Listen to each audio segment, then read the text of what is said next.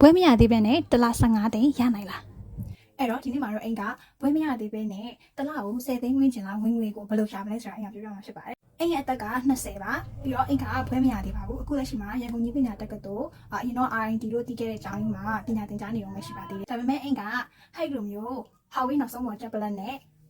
Samsung Z Flip 6ကိုကိုယ်ပိုင်ဝင်ငွေနဲ့အိမ်ဝယ်ထားတာဖြစ်ပါတယ်။အိမ်ဘယ်လိုလုပ်လို့လဲဆိုလို့ရှိရင်အိမ်ကအခုကျောင်းတက်နေနဲ့အားတဲ့အချိန်မှာ online class လေးတွေတင်နေပေါ့နော်။ဘာတင်လဲဆိုရင်အင်္ဂလိပ်စာ grammar ရဲ့ speaking ရဲ့ listening ပေါ့နော်။ စာ 4 skill ကိုအင်္ဂလိပ်စာနဲ့ပတ်သက်ပြီးတော့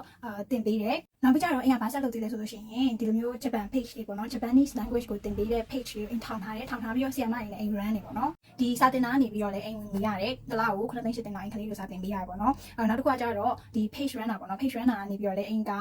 ဆီယမတွေကိုကျောင်းသားတွေနဲ့ချိတ်ပေးတဲ့အဲ့ခါပိုင်းက service ကရတယ်ပေါ့နော်။အဲ့ရနေပြီးအိမ်ဝင်ပေးရတယ်ပေါ့နော်။သုံးနေနဲ့အိမ်ပြောချင်တာကကြတော့ကိုကဘွဲမရသေးဘူးဆိုရင်တော့မှစိတ်အားငယ်ရတဲ့ပိုင်းမရှိရဘဲနဲ့ပညာတစ်ခုအရင်တက်အောင်တင်ဘာသာစကားပဲဖြစ်ဖြစ်ဘာပညာမဖြစ်ပညာတစ်ခုတက်အောင်တင်လို့ရှိရင်အဲ့ပညာအသုံးချဖို့စူးစမ်းကြည့်ပေါ့နော်။ဘာမှမကောင်းတဲ့အလုပ်တွေပါလေလုပ်ဆရာမလိုဘူး။နောက်ပြီးတော့ကိုယ်ဂုဏ်သိက္ခာကိုထိခိုက်တဲ့လုပ်လေဘာမှလုပ်ဆရာမလိုဘူး။ငယ်သေးရဲ့ဘာလို့မှလို့ပလက်လိုက်ကွယ်အသက်အရွယ်ဆိုတာကဘာမှအရေးမကြီးဘူး။အဓိကကဒါပဲ။ဒါရှိရင်အရေးကြီးတယ်။နောက်ပြီးတော့ကိုယ့်ရဲ့ဝရိယတို့ကိုယ့်ရဲ့လုပ်ချင်ခံစိတ်ကိုအသုံးချဖို့အဲ့လိုမျိုးစာမတင်ချင်ဘူးဆိုလို့ရှိရင်တော့မှအခုခေတ်က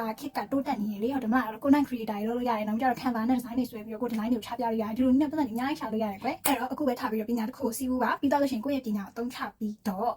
ဒါတွေကိုရှာနိုင်ကြပါစေလို့အိမ်ကဆုတောင်းလိုက်ပါတယ်။ပတ်စံအများကြီးမရလို့ရှိရင်တော့မှအနေလေးတော့ကျောင်းသားဆိုလို့ရှိရင်ကိုကျောင်းမဘူးလားရာရင်ကိုပဲကိုကတကယ်တော်တဲ့သူဖြစ်နေလေဟုတ်တယ်မလားအဲ့တော့ကြိုးစားကြပါပညာတစ်ခုကိုတခြားစီးပူးပါလို့အိမ်နောက်ဆုံးတင်နဲ့ထပ်ပြောပြစီအဲ့တော့ဘွဲမရသေးပဲနဲ့ဘယ်လိုမျိုးရှာမလဲဆိုတဲ့ဟာလေးကိုအိမ်က